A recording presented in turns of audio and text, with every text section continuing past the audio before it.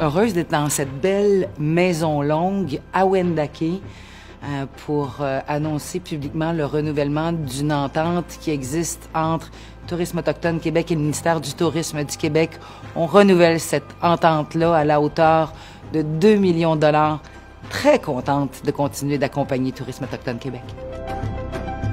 C'est une contribution qui est extrêmement importante et je vous dirais que c'est un signal fort pour le tourisme autochtone. Au courant des 10 dernières années, le tourisme autochtone a connu une forte croissance. Vous savez, au Québec, on parle de près de 250 entreprises touristiques autochtones dans près de 17 régions, dans près d'une cinquantaine de communautés autochtones au Québec. Alors, c'est pas rien, des pas de géants, mais maintenant, il faut en faire plus.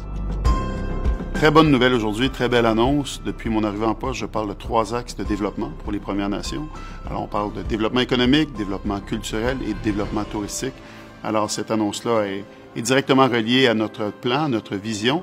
Et pourquoi c'est si important? C'est lorsqu'on parle d'une opportunité touristique.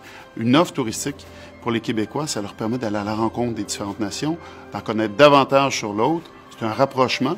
Et par le fait même, c'est une opportunité économique. Alors, c'est une très belle annonce. Les expériences qu'on peut vivre chez les Premières Nations, c'est extrêmement important pour les Québécois de venir s'imprégner de cette belle culture-là et à terme, quand les frontières avec les États-Unis et l'international vont rouvrir, on pourra continuer de développer et d'offrir des expériences. Le gouvernement du Québec va continuer d'encourager et de développer l'offre touristique autochtone.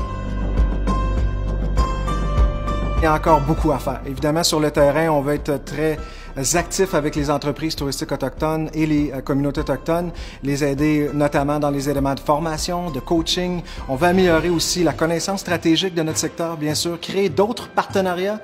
Tout ça, évidemment, dans un esprit de développement durable. Il y a beaucoup à faire et je pense que c'est une grande journée pour la destination, mais c'est une grande journée pour le tourisme autochtone.